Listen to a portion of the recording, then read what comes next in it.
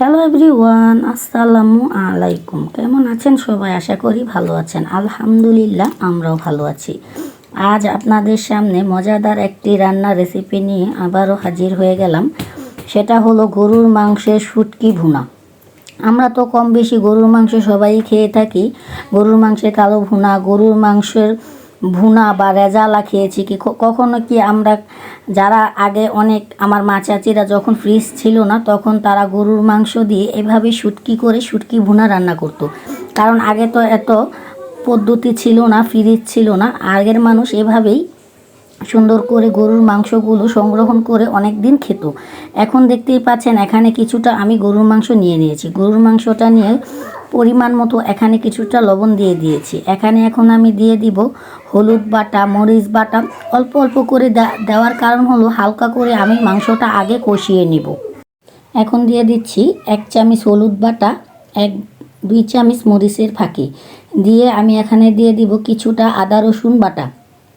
আদা রসুন বাটাটা দিয়ে দিব কিছুটা মশলা বাটা।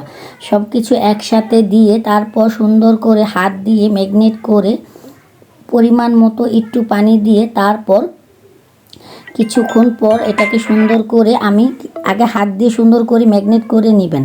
যতটা সুন্দর করে ম্যাগনেট করলে আপনার মাংসটা ম্যাগনেট করা হবে ততটা ম্যাগনেট করে নেবেন।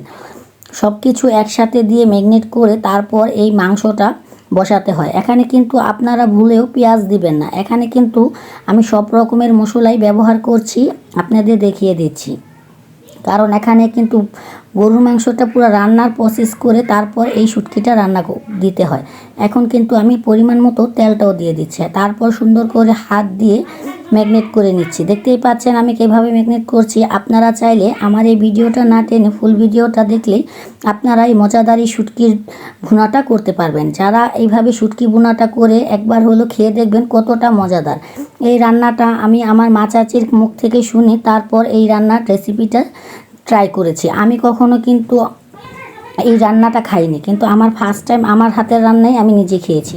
এখন এখানে গরুর মাংসটা সিদ্ধ হওয়ার জন্য পরিমাণ কিছুটা পানি দিয়ে দিচ্ছি।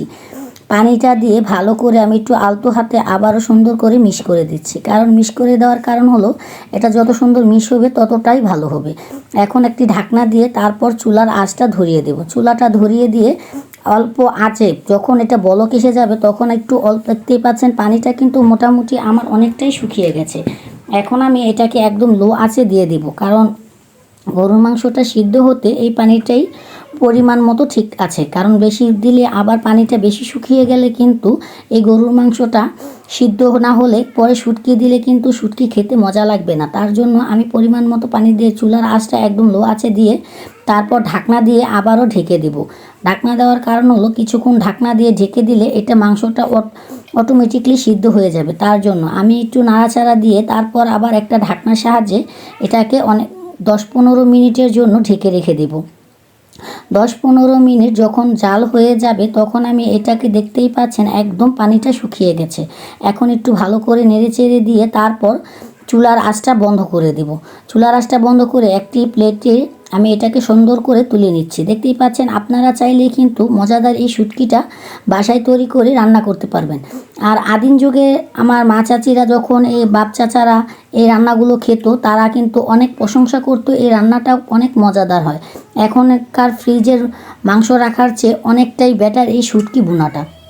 আমি কিন্তু লাইফের ফার্স্ট টাইম এই শুটকি ভুনাটা ট্রাই করছি। আপনারা চাইলে এভাবে রান্না করেও শুটকিটা ভুনা করে খেয়ে দেখতে পারেন, অসাধারণ মজাদার। এখন একটি প্লেটে আমি এটাকে সুন্দর করে আধা ঘন্টার মতো ঠান্ডা করে নিয়েছি। গরম গরম তো আর শুটকিটা দেওয়া যাবে না, যেহেতু এটা রোদে শুকাতে দেওয়া হবে এই জন্য একটু ঠান্ডা করে নিতে হবে। দেখতেই পাচ্ছেন এখানে একটি মোটা জিয়া তার আমি ব্যবহার করছি। এখন আমি এই জিয়া তারের উপর আগে থেকেই সুন্দর করে পরিষ্কার করে তারপর একটি একটি করে শুটকি এই জিয়াতারের ভেতর আমি ঢুকিয়ে দিচ্ছি। দেখতেই পাচ্ছেন হাতের সাহায্যে একদম নরম হওয়ার কারণে কিন্তু আমার কষ্ট হচ্ছে না, জিয়াতারের ভিতরে শুটকিগুলো আপনি আপনি ঢুকে যাচ্ছে।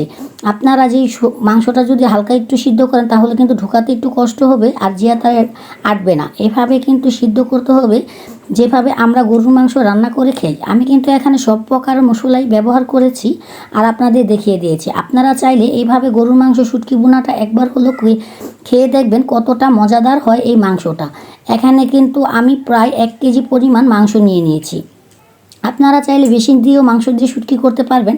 আমি 1 কেজি পরিমাণ মাংস নিয়ে এই শুটকি ভুনাটা করেছি। আপনারা চাইলে এখানে 2-2.5 কেজি করেও অনেক দিন সংরক্ষণ করে এই শুটকি ভুনাটা খেতে পারবেন। দেখতেই পাচ্ছেন এখন কিন্তু আমার এই জিয়া তারের ভিতরে কিন্তু শুটকিগুলো সব ঢুকানো হয়ে গেছে। এখন এটার কাজ হলো আমি এটাকে রোদে শুকাতে দেব। আমার একটি দোলনা আছে ছাদের উপরে, ছাদের উপরে ওই দোলনার উপরে কিন্তু আমি শুটকিটা রোদে দিয়ে এসে পড়েছি। দেখতেই পাচ্ছেন এখন যেই রোদ, ভাদ্র মাসের রোদে মানুষ পাগল হয়ে যাওয়ার কথা, আর আমার 2 রোদেই কিন্তু আমার এই শুটকিটা তৈরি হয়ে গেছে। দেখতেই পাচ্ছেন কি রোদ আর কি রোদ। এখন আমার শুটকিটা কিন্তু আজকে প্রথম রোদ দিয়েছি, তাই 1 রোদে কিন্তু মোটামুটি অনেকটাই শুকিয়ে গেছে আমার শুটকিটা। আপনাদের কিন্তু আমি দেখিয়ে দিচ্ছি। আপনারা চাইলে এভাবে সংরক্ষণ করে, আমার যে আপুরা এখন এই যুগের মানুষ তো এই শুটকি সম্বন্ধে তাদের ধারণা নেই। দেখতেই পাচ্ছেন আমার শুটকিটা মোটামুটি অনেকটা শুকিয়ে গেছে। আপনাদের আগের দিন দেখিয়ে দিয়েছি, এটা আমার প্রথম দিনে শুটকি রোদ ছিল, আজ কিন্তু দ্বিতীয় দিন। দেখতেই পাচ্ছেন শুটকিগুলো একদম শুকিয়ে চিপসে কতটুকু হয়ে গেছে, মনে হয় 1/2 কেজি হয়ে গেছে। কারণ যত রোদ দিবেন শুটকিটা শুকালে তত খেতে মজাদার হবে। তারপর কিন্তু আমি আরেকটা জিনিস করেছি, সেটা আমার আপনাদের সাথে মনে নেই, কিন্তু আমি বলে দিচ্ছি। এই শুটকিগুলো কিন্তু আমি আগের দিন রাত্রেই ভিজিয়ে পানিতে সুন্দর করে ধুয়ে তারপর ভিজিয়ে রেখেছি। ভিজিয়ে রেখে তারপর শিলপাটা দিয়ে আমি এই ভুজগুলো সুন্দর করে থেতলিয়ে নিচ্ছি। কারণ শুটকি দিলে মাংসগুলো অনেক শক্ত হয়ে যায়, তারপর ভিজিয়ে রাখলে একটু নরম হলে এভাবে থেতলিয়ে নিতে হয়। দেখতেই পাচ্ছেন আমি মাংসগুলো সুন্দর করে একটি শিলপাটা দিয়ে সুন্দর করে থেতলিয়ে নিচ্ছি। আপনারা চাইলে কিন্তু এটাকে ব্লান্ডার করতে পারবেন না, ব্লান্ডার করলে কিন্তু মাংসটা একদম ঝুরা হয়ে যাবে। এভাবে থেতলিয়ে নেবেন, দেখবেন খেতে কতটা মজাদার হয়েছে। এখন কিন্তু মাংসগুলো সুন্দর করে থেতলানো হয়ে যাচ্ছে। আমি কিন্তু মাংসগুলো থেতলে নেওয়ার কারণ হলো এটা অনেক শক্ত ছিল আর পানিতে ভিজে রাখে নরম হয়ে গেছে। এখন এটা যেহেতু শুটকি বোনা করব, আমরা কিন্তু যে কোনো শুটকিই পাটায় বেটে তারপর নোনা শুটকি হোক বা চাপা শুটকি হোক, যে কোনো শুটকি সুন্দর করে আগে পাটায় বেটে তারপরে বাগার করি। এখন দেখিয়ে দিচ্ছি গরুর মাংস শুটকি কী করে আপনারা শিলপাটায় সুন্দর করে থেতলিয়ে নিয়ে তারপর কিন্তু এই মাংসটা আপনাদের রান্না করতে হবে। এখন কিন্তু আমার সবগুলো মাংসই আমি এভাবে এক এক করে সুন্দর করে পাটাতে থেতলিয়ে নিয়েছি। দেখতেই পাচ্ছেন আমার কিন্তু মাংসটা থেতলানো একবারে হয়ে গেছে। এখন যেটা করব সেটা আপনাদের আমি দেখিয়ে দিচ্ছি আপনারা কি করে এই শুটকি ভুনাটা করতে হবে। এখন কিন্তু আর এই মাংসটা আপনাদের সুন্দর করে ধুতেও হবে না, আর কোনো কিছু করতে হবে না, কারণ আমি একবারে সুন্দর করে সব পরিষ্কার করে নিয়েছি। এখন কিন্তু আমার মাংসটা পুরো থেতলানো হয়ে গেছে। আমি কিন্তু একদম গ্রামীণ পরিবেশে আপনাদের কিভাবে গরুর মাংস শুটকি ভুনাটা করেছি সেটা দেখিয়ে দিচ্ছি।